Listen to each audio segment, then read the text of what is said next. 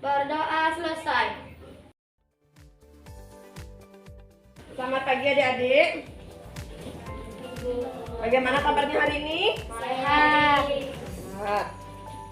Semoga kita semua selalu dalam keadaan sehat ya. Baik, sekarang ibu absen dulu ya. Yang ibu sebut namanya, silakan angkat tangan.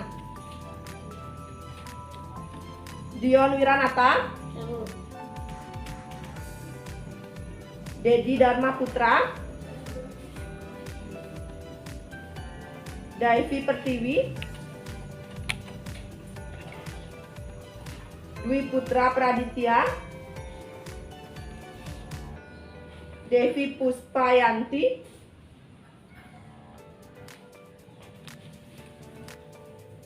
Jaya Arta,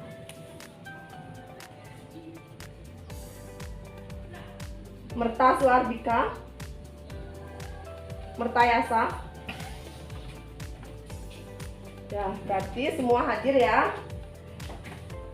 Sekarang siapa yang mau memimpin menyanyi? Saya, Bu. Ya, silakan. Berdiri semua. Garuda Pancasila, akulah pendukungmu. Patriot proklamasi, sedia berkorban untukmu. Pancasila dasar negara, rakyat adil makmur sentosa, pribadi bangsaku. Ayo maju, maju, ayo maju, maju, ayo maju, maju.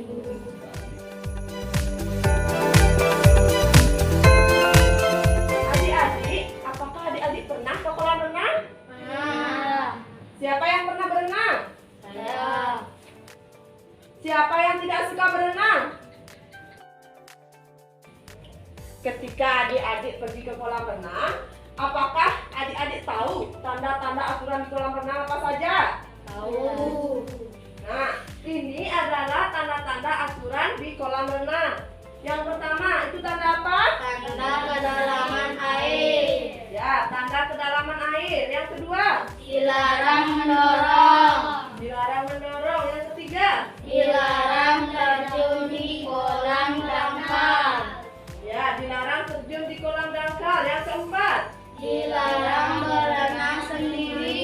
dilarang berenang sendiri. Yang terakhir, Dilarang berjalan di tepi kolam renang. ya, dilarang berjalan di tepi kolam renang. Ketika adik-adik berenang, adik-adik sebaiknya dengan orang tua agar adik-adik diawasi oleh orang tua. Nah, sekarang setelah adik-adik mempelajari tanda-tanda aturan di kolam renang, adik-adik menjadi lebih tahu kan tentang aturan di kolam renang? Tahu. Sekarang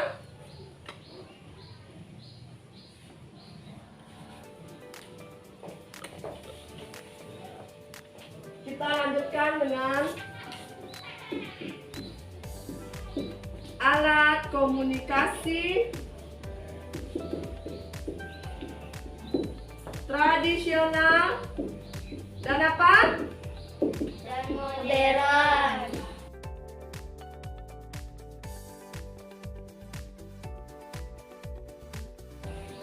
Sekarang kita akan belajar tentang alat komunikasi tradisional dan modern. Siapa yang tahu contoh alat komunikasi tradisional? Ayo, siapa yang tahu? Apa? Kentungan. Kentungan, apa lagi? Daun lontar. Daun lontar. Ya, jadi kentongan merupakan salah satu alat komunikasi tradisional. Sekarang siapa yang tahu alat komunikasi modern itu apa saja? Tahu. Ya, apa? Telepon. Telepon. Semua tahu telepon? Tahu. Ya, sekarang adik-adik pasti semuanya tahu telepon dan pernah menggunakan telepon. Dengan adanya telepon, kita menjadi lebih mudah dalam apa? Berkomunikasi. Kita harus menggunakan teknologi komunikasi yang ada dengan baik. Dan bisa dipahami? Ini gambar apa? Gambar apa? Membaca. Gambar apa? Membaca. Ini bilang membaca, ini apa? Berdiskusi. Apa? Ngobrol. Ngobrol. Apa lagi? Ngobrol. Jadi ini adalah gambar anak-anak yang sedang berdiskusi. Diskusi adalah salah satu contoh bentuk komunikasi. Siapa yang pernah berdiskusi? Angkat tangan. Semua berdiskusi? Nah, ketika berdiskusi, adik-adik pasti akan menemukan sifat-sifat teman yang berbeda. Nah, apakah sifat setiap anak itu sama atau berbeda? Berbeda. Jadi, sifat antara anak satu dan anak lainnya berbeda-beda. Karena sifat merupakan salah satu bentuk keberagaman. Sekarang, siapa yang tahu jenis-jenis sifat? Apa? Sopan. Sopan, apa lagi? Sombong. Sombong, apa lagi? Keras kepala. Keras kepala. Rendah hati. Apa lagi? Humoris. Humoris. Bagaimana ciri-ciri sifat sopan?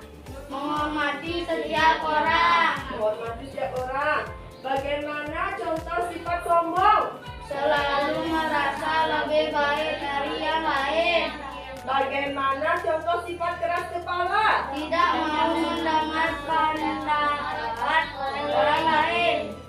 Bagaimana contoh sifat rendah hati? Selalu menghormati orang lain. Ya, sekarang adik-adik telah mempelajari tentang jenis-jenis sifat dan juga ciri-cirinya. Setelah adik-adik mempelajari itu, apakah sekarang adik-adik sudah tahu bagaimana sifat adik-adik? Sopan. Sopan, siapa namanya? Tatar ya? Tatar sopan. Dion? Sombong. Dion sombong? Keras kepala. Oh, Dion keras kepala. Kenapa Dion bisa bilang dirinya keras kepala? Karena saya tidak membantu orang lain. Oh, begitu. Lainnya bagaimana? Ini bagaimana sifatnya? Baik. Ini bagaimana sifatnya? Rendah hati. Sekarang, dengan mempelajari materi ini, adik-adik menjadi tahu tentang bagaimana sifat adik-adik. Sekarang, silakan adik-adik tulis sifat teman adik-adik. Adik-adik tulis namanya di buku tulis adik-adik ya. Nama, sifat, kebiasaan.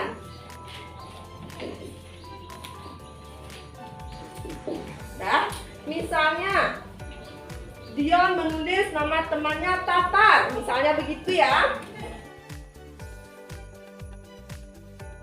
Tatar bagaimana? Sopan. Sopan.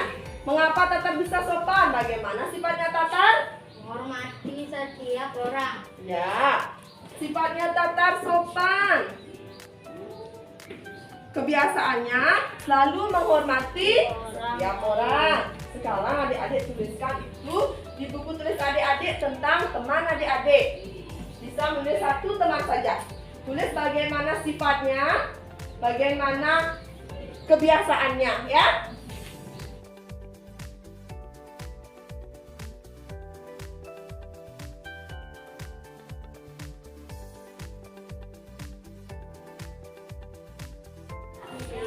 Sudah?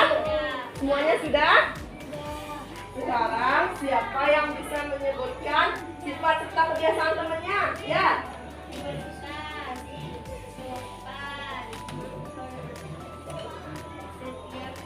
Ya, serta sifatnya sopan, kebiasaannya menghormati setiap orang.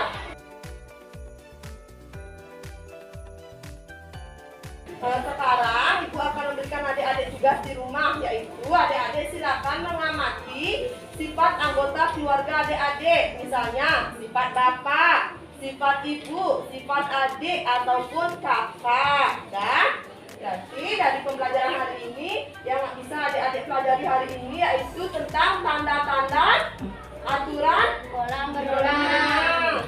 alat komunikasi tradisional dan modern dan Sifat. Nah, Berarti dengan mempelajari materi ini, adik-adik menjadi paham tentang jenis-jenis sifat serta ciri-cirinya, alat komunikasi tradisional dan modern, serta tanda-tanda aturan di kolam renang.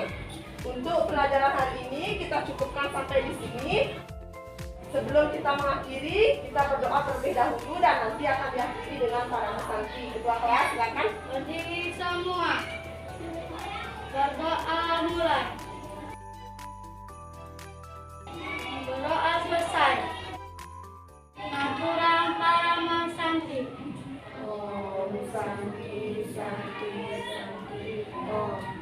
Sampai jumpa besok ya.